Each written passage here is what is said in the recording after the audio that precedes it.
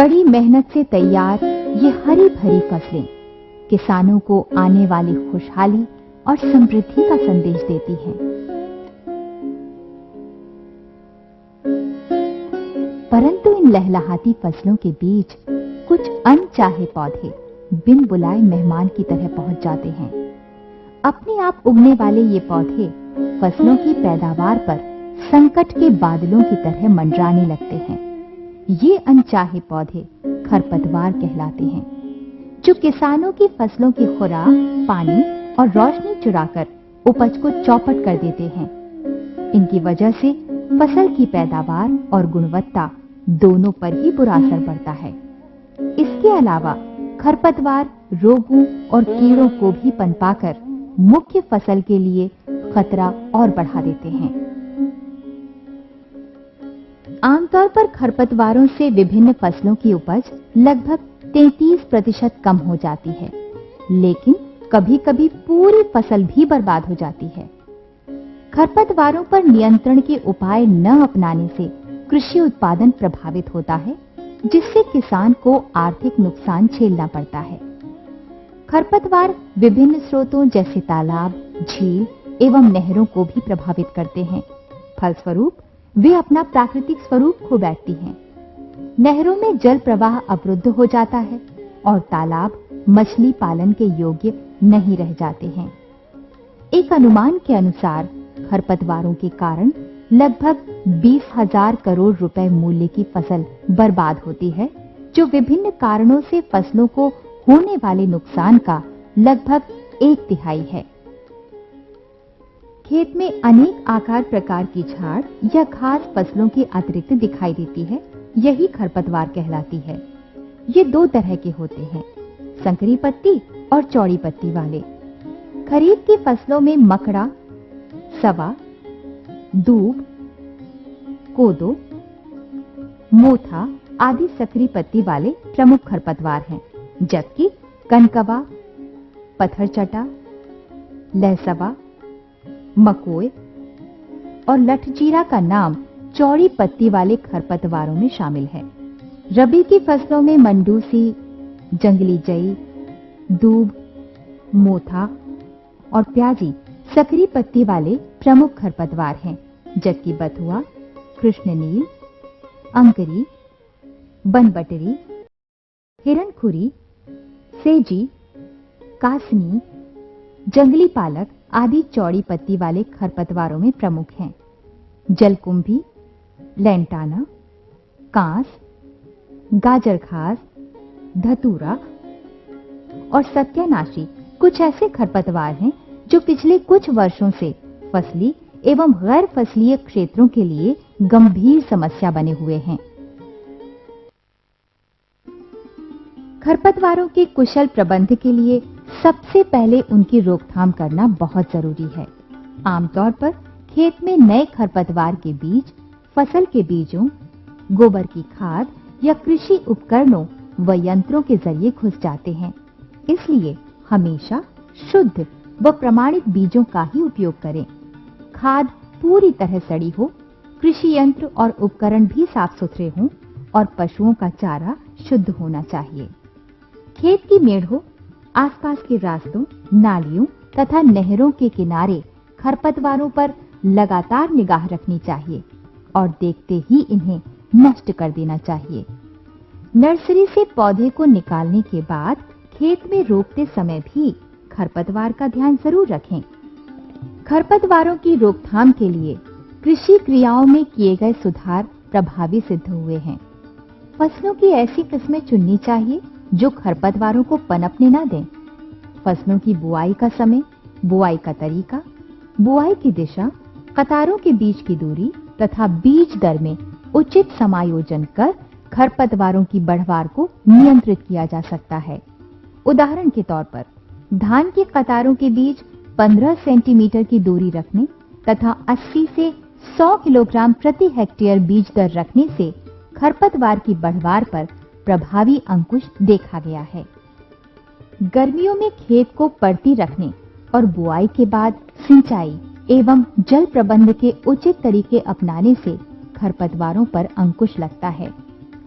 उर्वरकों की मात्रा का प्रयोग उचित तरीके से निर्धारित मात्रा में करना चाहिए, क्योंकि अधिक उर्वरकों के इस्तेमाल से खरपतवारों को अधिक खुराक मिलती है, जिससे उनकी बढ़वार ज्यादा होती है। खरपतवारों को नियंत्रित करने में फसल चक्रों की भूमिका अत्यंत महत्वपूर्ण है। खेत में एक ही फसल को बार-बार उगाने से खरपतवार की जातियां पूरी तरह खत्म नहीं होती हैं, जबकि फसल चक्र अपनाने से खरपतवार का जीवन चक्र टूट जाता है और उनकी संख्या भी काफी कम हो जाती है। एक ही खेत में वर्ष भर धान गेहूं देने की बजाय धान की एक फसल के बाद चना, मटर आदि बोने से खरपतवारों को रोका जा सकता है। एक ही खेत में दो फसलों को एक साथ उगाने यानी अंतर्वर्ती खेती करने से फसल प्रणाली की खरपतवार नियंत्रण क्षमता बढ़ जाती है। इसमें अंतर्वर्ती फसल स्वयं ही खरपतवार नियंत्रण का कारक बन जाती है। अरहर और ज्वार की अंतर्वर्ती फसल प्रणाली खरपतवार नियंत्रण में खासी कामयाब रही है। धान गेहूं फसल चक्र में गेहूं की फसल में खरपतवार का प्रकोप कम करने के दो नए तरीके सामने आए हैं। पहला तरीका ये है कि धान की कटाई के बाद खेत में बिना जुताई किए सीड ड्रिल मशीन से गेहूं की सीधी बुआई कर देनी चाहिए। दूसरी प्रणाली में गेहूं की बुआई ऊंची उठी क्यारियों में ही की जाती है। जीरो टिलेज और बेड प्लांटिंग के नाम से प्रसिद्ध ये पद्धतियां सिंचाई के पानी की बचत के साथ साथ गेहूं में मंडूसी के प्रकोप को कम करने में भी कारगर सिद्ध हुई हैं। खरपतवारों की प्रभावी रोकथाम के लिए हाल ही में मृदा सूर्यीकरण यानी सॉइल सोलराइजेशन की नई तकनीक विकसित की गई है। इसमें गर्मी के महीनों में खाली पड़े खेत पर पारदर्शी पॉलीथीन की चादर बिछा देते हैं और चादर के किनारों को मिट्टी से अच्छी तरह दबा देते हैं। इससे सूरज की गर्मी मिट्टी में संचित होकर खेत की सतह का तापमान 8 से 12 डिग्री सेल्सियस तक बढ़ा देती है। इससे अधिकांश खरपतवारों के बीज नष्ट हो जाते हैं तथा खेत को फफूंदों, जीवाणुओं और सूत्रकृमियों से भी मुक्ति मिलती है। राष्ट्रीय खरपतवार विज्ञान अनुसंधान केंद्र में 4 से 6 सप्ताह के मृदा सूर्यीकरण से अधिकांश खरपतवारों पर पूर्ण नियंत्रण देखा गया है। सूर्यीकरण को और अधिक प्रभावी बनाने के लिए इसकी अवधि 8 से 10 सप्ताह रखने की सिफारिश की गई है। इससे कंद व गांठों से उगने वाले खरपतवार भी नष्ट हो जाते हैं। ये किसानों के साथ पर्यावरण के लिए भी पूरी तरह से सुरक्षित तकनीक है। इस तकनीक के इस्तेमाल का प्रभाव 3 से 4 फसलों तक बना रहता है। खेत में खरपतवारों का प्रकोप दिखाई देते ही इन्हें तुरंत नष्ट कर देना चाहिए। खरपतवारों को हाथ से उखाड़ने में कड़ी मेहनत के साथ साथ समय भी ज्यादा लगता है। प्रतिकूल मृदा दशाओं और खराब मौसम में ये तरीका व्यवहारिक भी नहीं होता। बुआई के 2 से 6 हफ्ते के दौरान खरपतवारों पर पूर्ण नियंत्रण रखना अत्यंत आवश्यक है, क्योंकि खरपतवार इसी समय पोषक पदार्थों, पानी और प्रकाश के लिए प्रतिस्पर्धा उत्पन्न करके फसलों को बढ़ने से रोक देते हैं। सामान्यतः खरीफ फसलों में बुआई के बाद 15 से 30 दिन एवं रबी फसलों में 30 से 45 दिन क्रांतिक समय होता है। खरपतवारों को नष्ट करने के लिए कई सरल उपकरण भी विकसित किए गए हैं। इनमें खुरपी, फावड़ा, वीडर एवं अन्य नीदा नियंत्रक यंत्र या खरपतवार नाशी यंत्र की मदद से खरपतवार को जड़ सहित उखाड़ फेंकना और मोवर द्वारा कटाई करना भी फायदेमंद पाया गया है। सही समय पर निराई गुड़ाई और जुताई से भी खरपतवार पर प्रभावी नियंत्रण किया जा सकता है। पहली निराई गुड़ाई 20 से 25 दिन बाद और दूसरी 40 से 45 दिन बाद की जानी चाहिए। खेत में पानी भरकर और पलवार लगाने से भी खरपतवार पर नियंत्रण हो सकता है। खरपतवारों को नष्ट करने के लिए रसायनों का उपयोग बहुत प्रभावशाली होता है। खरपतवार नाशियों का छिड़काव मुख्य रूप से फसल की 3 अवस्थाओं पर किया जाता है।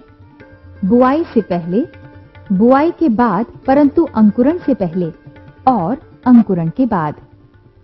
इससे खरपतवार या तो जम ही नहीं पाते या अंकुरण अवस्था में ही समाप्त हो जाते हैं।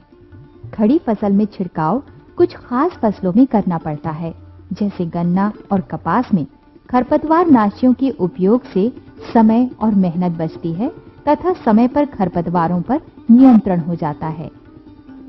राष्ट्रीय खरपतवार विज्ञान अनुसंधान केंद्र ने विभिन्न फसलों के लिए खरपतवार नाशियों की उचित मात्रा व छिड़काव की अवस्था का निर्धारण किया है, जो कि इस प्रकार है।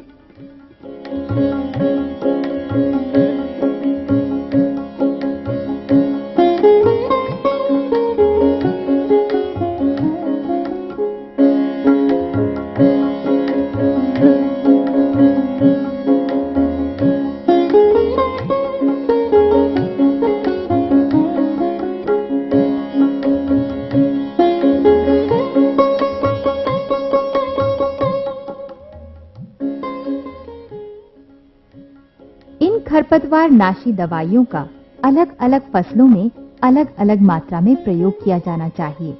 ये भी ध्यान रखा जाए कि निर्देशों के अनुसार ही इनका बुआई के बाद या पहले निर्धारित समय में छिड़काव हो जाए। दवा की आवश्यक मात्रा को 500 से 600 लीटर पानी में घोलकर प्रति हेक्टेयर की दर से छिड़काव करना चाहिए। आमतौर पर एक खरपतवार नाशक से अनेक खरपतवार प्रजातियों का नाश हो जाता है, परंतु कुछ ऐसे भी खरपतवार नाशी हैं जो विशेष खरपतवारों को नष्ट करने के लिए तैयार किए गए हैं। खरपतवार नाशी जहरीले रसायन होते हैं जिनके उपयोग में पर्याप्त सावधानी बरतनी चाहिए। रसायनों के डिब्बों और साथ में दिए गए पर्चे के निर्देशों का पूरी तरह पालन करना चाहिए। रसायन का छिड़काव निर्धारित मात्रा और समय पर पूरे खेत में समान रूप से किया जाना चाहिए। छिड़काव तभी करें जब तेज हवाएं न चल रही हों और मौसम साफ तथा अनुकूल हो। खरपतवार नाशी रसायन का छिड़काव करने के लिए नैपसेक स्प्रेयर के साथ फ्लैट पैन नोजल का ही प्रयोग करें। यदि खरपतवार नाशी का उपयोग बुआई से पहले या बुआई के तुरंत बाद करना हो तो भूमि में पर्याप्त नमी होनी चाहिए। खरपतवार नाशियों का सावधानी पूर्वक उपयोग मानव स्वास्थ्य तथा पर्यावरण के लिए हानिकारक नहीं है। पर्यावरण के प्रति बढ़ती चिंता और जैविक कृषि को प्रोत्साहन देने से खरपतवार नाशियों के उपयोग को कम करने के लिए खरपतवारों के जैविक नियंत्रण की कम खर्चीली और पर्यावरण हितैषी विधि विकसित की गई है। इसमें कुछ जीवों, विशेष रूप से खरपतवार खाने वाले कीड़ों को छोड़कर खरपतवारों की कमी की जाती है। खरपतवार नियंत्रण की अन्य प्रक्रियाएं बार बार अपनानी पड़ती हैं, परंतु जैविक विधि में इसे दोहराना नहीं पड़ता। इसके लिए मुख्य फसल को नुकसान न पहुंचाने वाले कीटों को खोजा जाता है जो खरपतवार को नष्ट कर देते हैं। राष्ट्रीय खरपतवार विज्ञान अनुसंधान केंद्र में जलकुंभी के नियंत्रण के लिए नियोकैटिना प्रजाति की घुन छोड़ना प्रभावकारी पाया गया है। इसी तरह गाजर घास के नियंत्रण में जाइगोग्रामा बाइकोलोरेटा नामक मैक्सिकन बीटल या भृंग का प्रयोग सफल रहा है।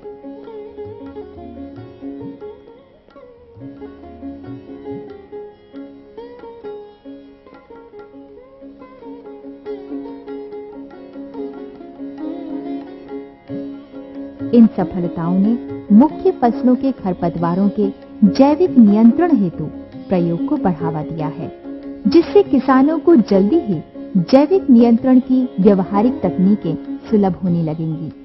हाल में खरपतवारों के समेकित प्रबंध का व्यवहारिक विकल्प भी सामने आया है, जिसमें खरपतवार नियंत्रण के 2 या अधिक तरीकों के उचित तालमेल से खरपतवारों की संख्या को आर्थिक नुकसान के स्तर से कम रखा जाता है। गेहूं में कृषि विधियों और रसायनों के मिश्रित नियंत्रण द्वारा गिल्ली डंडा पर नियंत्रण संभव है। रसायनों और यांत्रिक विधियों के उचित मेल से भी खरपतवारों को नियंत्रित किया जा सकता है। खरपतवारों द्वारा होने वाले नुकसान भारतीय खेती और किसानों की प्रमुख समस्या हैं। राष्ट्रीय खरपतवार विज्ञान अनुसंधान केंद्र ने खरपतवार नियंत्रण की कारगर, व्यवहारिक व टिकाऊ पद्धतियों का विकास कर कृषि के विकास में महत्वपूर्ण योगदान किया है। खरपतवारों की रोकथाम के उपाय से लेकर यांत्रिक नियंत्रण और रासायनिक नियंत्रण की प्रभावी तकनीकें विकसित की गई हैं, जिनका केंद्र द्वारा किसानों के खेतों तक सफल प्रचार प्रसार किया गया है। खरपतवार नियंत्रण के उपाय अपनाने वाले किसानों की फसलों में उपज में वृद्धि के साथ साथ उनका आर्थिक स्तर भी ऊपर उठा है। इसके साथ ही और अधिक उन्नत कुशल और पर्यावरण हितैषी तकनीकों के विकास का काम तेजी से चल रहा है। उम्मीद है कि इन तरीकों से जल्दी ही फसलों में खरपतवारों के प्रकोप को और अधिक कम करने में मदद मिलेगी।